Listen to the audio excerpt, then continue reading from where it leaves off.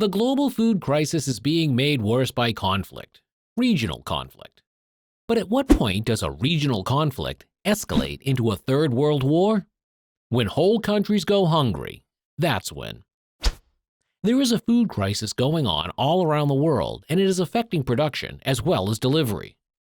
According to the Global Report on Food Crises 2022, there were around 193 million people in the world who struggled with acute food insecurity in 2021.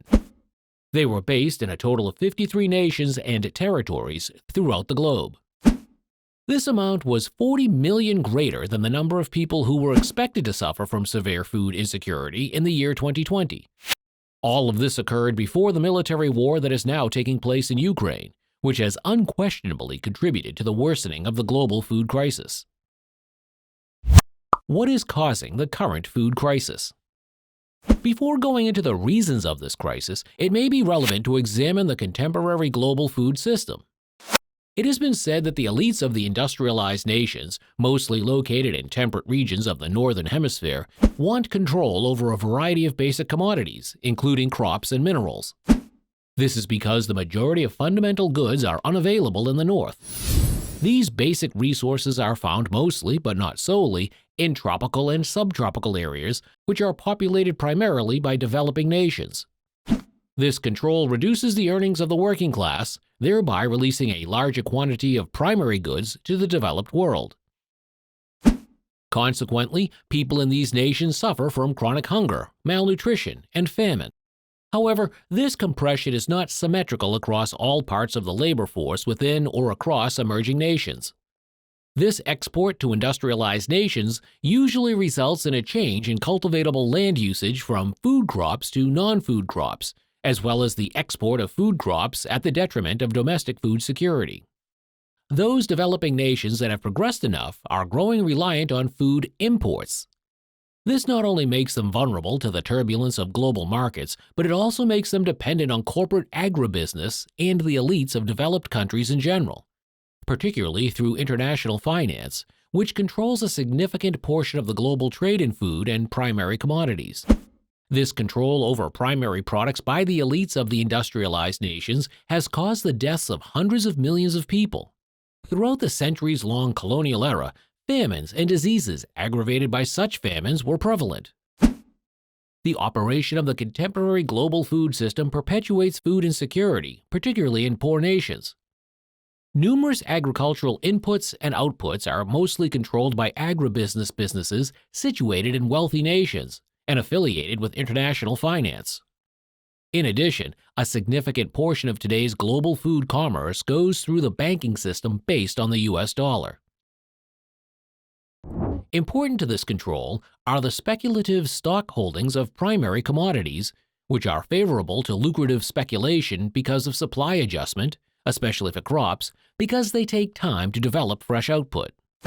For instance, if adverse weather is expected to restrict world wheat production in the near future, speculators, that is, corporate agribusiness partnering with international finance, may raise their speculative holdings of current wheat stockpiles. This worsens food insecurity and raises the price of the grain.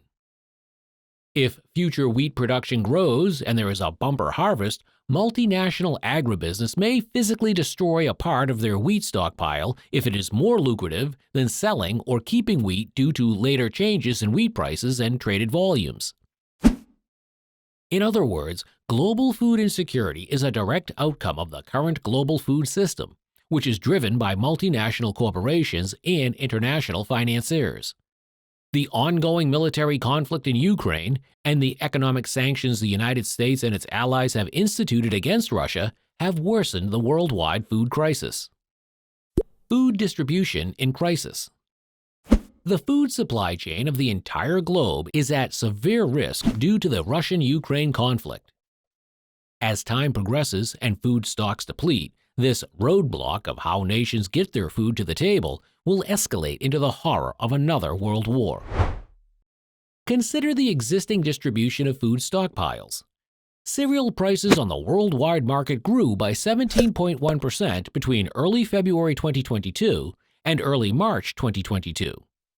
During the same time frame, global oilseed market prices surged by 24.8%. Russia and Ukraine account for 33% of global wheat exports, 27% of global barley exports, 17% of global maize exports, 24% of global sunflower seed exports, and 73% of global sunflower oil exports in 2021. Two issues impede attempts to move agricultural supplies from Ukraine by rail.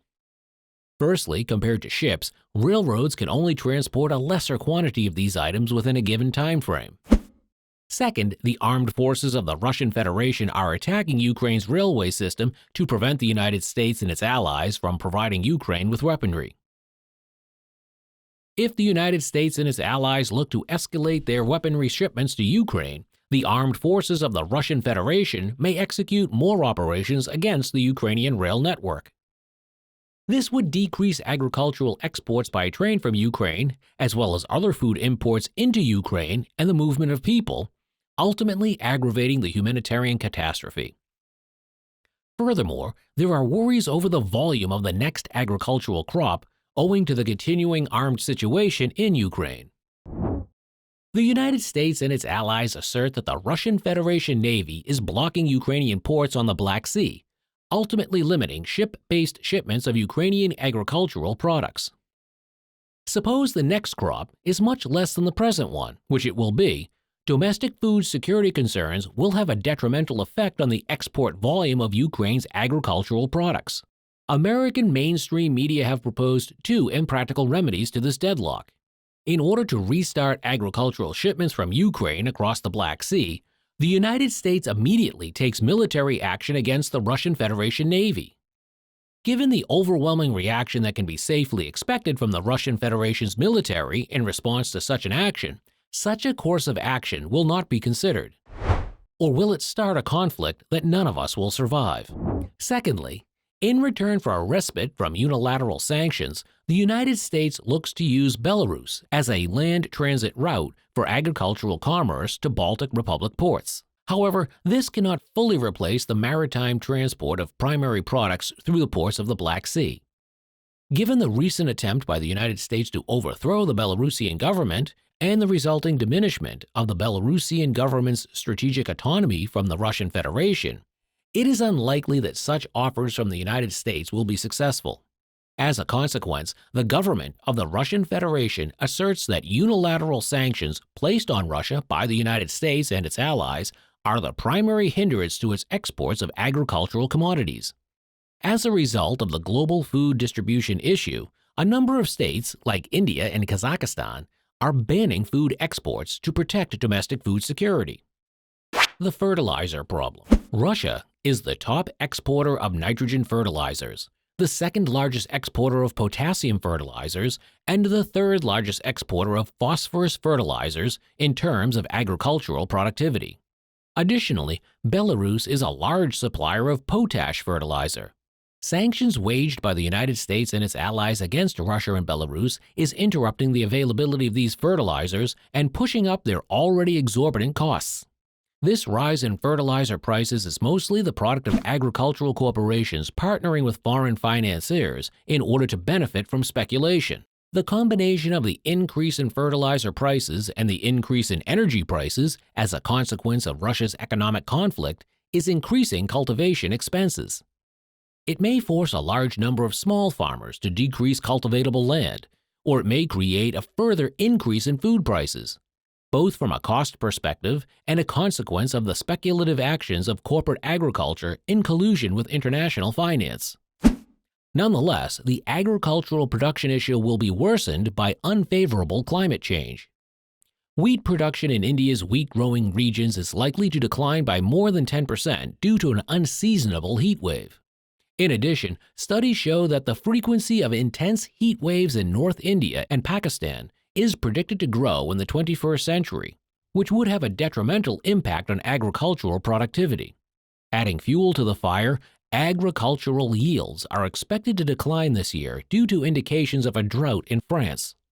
Such events will enable agricultural corporations to manipulate future food price hikes through speculation, culminating in widespread starvation and catastrophe. Population explosion and the water wars. Today's global population is around 8 billion. This is projected to increase to at least almost 10 billion by 2050 if present trends continue. That's an additional 2 billion mouths to feed and water. Some are afraid that this may reach a critical point when demand exceeds supply, despite the fact that others are certain technology advancements and managerial tactics can manage it. It is possible that many nations will not be able to take water and food shortages lightly if pessimists are correct about this. In fact, food shortage was one of the primary causes of the French Revolution. Environmental challenges, water-hungry businesses, and inadequate resource management by governments may combine to produce a perfect storm where food and water resources cannot keep up with the future population growth, not to mention the possible effects of climate change on severe weather and droughts. If this forecast is correct, we may be approaching an era of heightened social unrest, revolutions, and potentially state-on-state conflicts for the control of fundamental commodities. It is not difficult to understand how this may spark a worldwide conflict on a scale never before seen. People have very basic needs to survive, one of these being food. Throughout history, the shortage of food has ended in humanitarian disasters. This current shortage will be no different. The world is one place now, all interconnected by relatively fast transportation, intertwined politics, and reliance on each other for commodities. A collapse in the food supply chain will have a devastating effect on the world's stability concerning food and peace. It may be the perfect catalyst for countries to start moving towards self-sufficiency through their own food production. If this shortage continues, nations will scramble to secure food resources to feed their people, and this may include violence and wars. We all need to come together and sort this issue out, and very quickly if we are to avert our worst nightmare. Please watch these videos for more. Please like and subscribe, and thanks for watching.